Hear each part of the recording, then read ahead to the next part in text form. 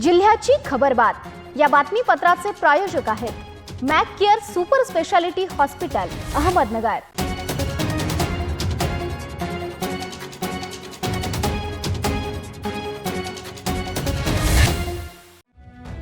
प्रेक्षको नमस्कार, मी दिशा न्यूज 24 सह्याद्रीमध्ये तुमचं स्वागत। पाहूया अहिल्यानगर जिल्ह्यातील महत्त्वपूर्ण बातम्यांचा आढावा जिल्ह्याची खबरबातमध्ये।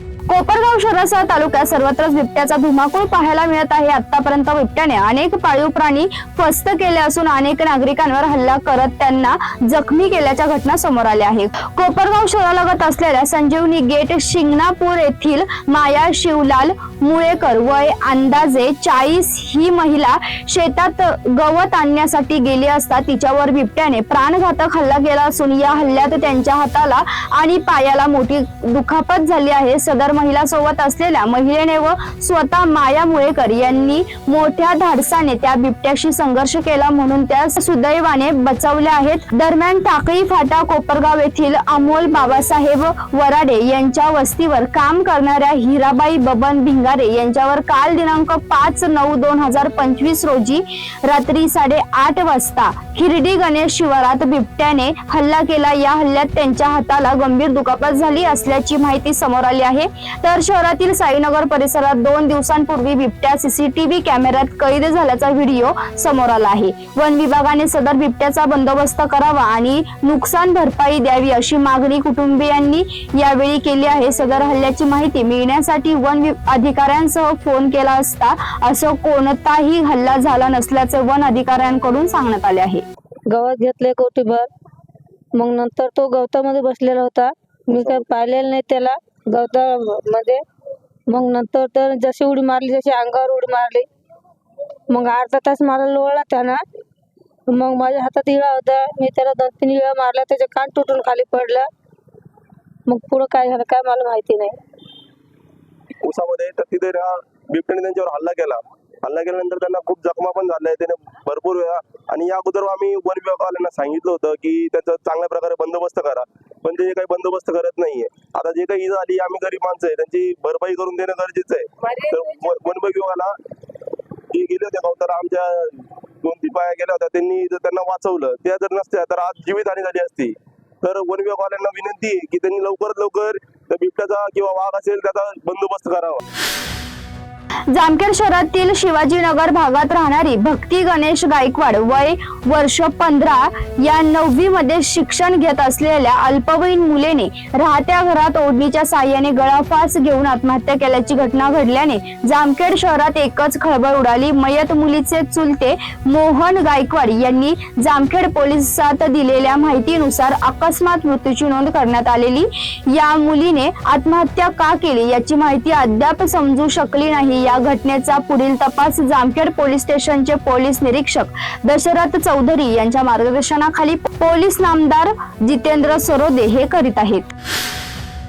शहरातील एका लॉन्जवर वेश्या व्यवसाय करणाऱ्या रॅकेटचा शहर पोलिसांनी पर्दाफाश केला। या ठिकाणाहून 2 आरोपींना मुद्देमालासह जप्त करण्यात आले, तर 3 महिलांची सुटका करण्यात आली आहे। अप्पर पोलीस अधीक्षक जयंत भवर यांना शहरातील आदर्श लॉज येथे अनधिकृतरित्या वेश्या व्यवसाय सुरू असल्याची गोपनीय माहिती मिळाली। त्यांना मिळालेल्या माहितीवरून शहर पोलिसांनी आदर्श लॉज येथे जाऊन छापा टाकला।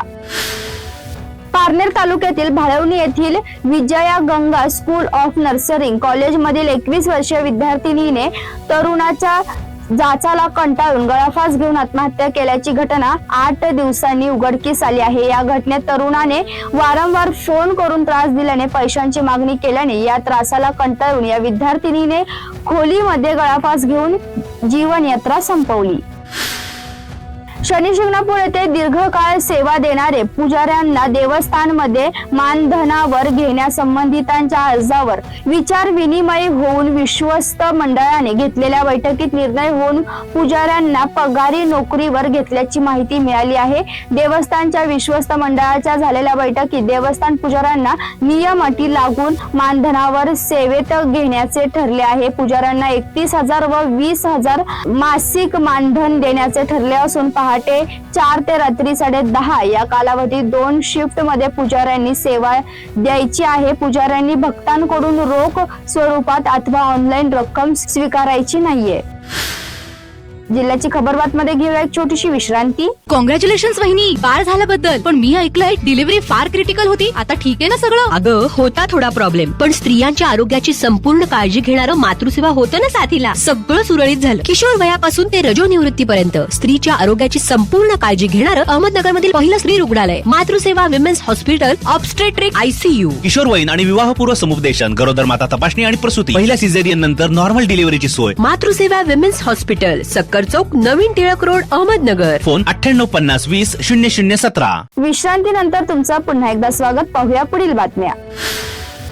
शेवगाव शहरामध्ये गणेश विसर्जन मिरवणुकीमध्ये मंडळांनी मिरवणुकीमध्ये डीजे सिस्टीमवर कर्कश आवाजामध्ये गाणे लावून मोठ्या प्रमाणात ध्वनी प्रदूषण केले. पोलीस प्रशासनाने सर्व डीजेंच्या ध्वनी तीव्रता मोजमाप केले. त्यामध्ये मोठ्या प्रमाणात ध्वनी प्रदूषण केल्याचे निष्पन्न झाले. त्यामुळे पोलीस निरीक्षक संतोष मुटकुळे व पोलीस उपनिरीक्षक बाजीराव सानप यांच्या मार्गदर्शनाखाली पोलीस पथकातील कर्मचाऱ्यांनी 6 मंडळाचे अध्यक्ष व 6 डीजे चालकांविरोधात गुन्हा दाखल केला आहे. श्रीगोंदा गुगल वडगाव येथील महामानव बाबा आमटे संस्थेला नुकतीच पोलीस अधीक्षक सोमनाथ घारगे, राजेंद्र नागवडे यांनी भेट दिली. संस्थेच्या वसतिगृहासाठी साई स्मृती परिवाराने दिलेल्या सौर ऊर्जा प्रकल्पाचे लोकार्पण घारगे व नागवडे यांच्या हस्ते झाले. घारगे यांनी आदिवासी विद्यार्थ्यांशी संवाद साधला. यावेळी त्यांनी सरला काळे या पराधी समाजातील मुलीची प्रेरणादायी कथा सांगितली. कर्जतमध्ये प्रत्येक शिक्षक आपल्या पवित्र ज्ञानार्जनातून विद्यार्थी घडवण्याचे प्रामाणिक काम करत असतो. त्यामुळे विद्यार्थ्यांसाठी तो शिल्पकारच ठरतो. शिक्षकांची भूमिका अवघड ठरते, मात्र उद्याच्या भविष्याच्या दृष्टीने शिक्षक महत्त्वाचा घटक आहे. आजच्या काळात शिक्षक आणि विद्यार्थी या दोन्ही घटकांना निश्चित आत्मपरीक्षण करण्याची वेळ आली आहे.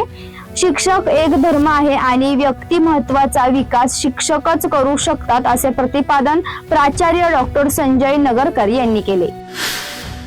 पारनेर तालुक्यातील भाळवणी येथे झालेल्या तालुकास्तरीय शालेय कुस्ती स्पर्धेत महात्मा फुले विद्यालयातील खेळाडूंनी विशेष प्रावीण्य मिळवले. या स्पर्धेत 14 वर्षीय वयोगटात 41 किलो वजन गटात अरविंद प्रकाश जाधव याने प्रथम क्रमांक, गौरी गणेश जाधव हिने 42 किलो वजन गटात प्रथम, 17 वर्ष फ्री स्टाईल मध्ये साईराज सुनील पवार याने 18 किलो मध्ये प्रथम, सार्थक राजू जाधव 48 किलो गटात प्रथम, स्वास्तिक अमल रोहकले 45 किलो गटात प्रथम, साहिल अजित रोकले 65 किलो गटात प्रथम, गणेश जाधव 60 किलो वजन गटात प्रथम, 19 वर्ष वयोगटामध्ये प्रतीक मनोज रोहकले 65 किलो वजन गटात प्रथम क्रमांक पटकावला.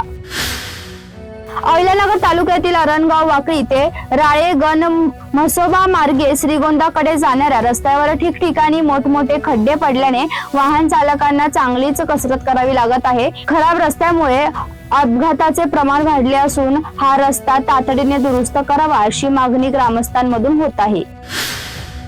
जिल्ह्याची खबर बातमीमध्ये आपण इथेच थांबतोय, मात्र तुम्ही पाहत राहा न्यूज 24 सह्याद्री.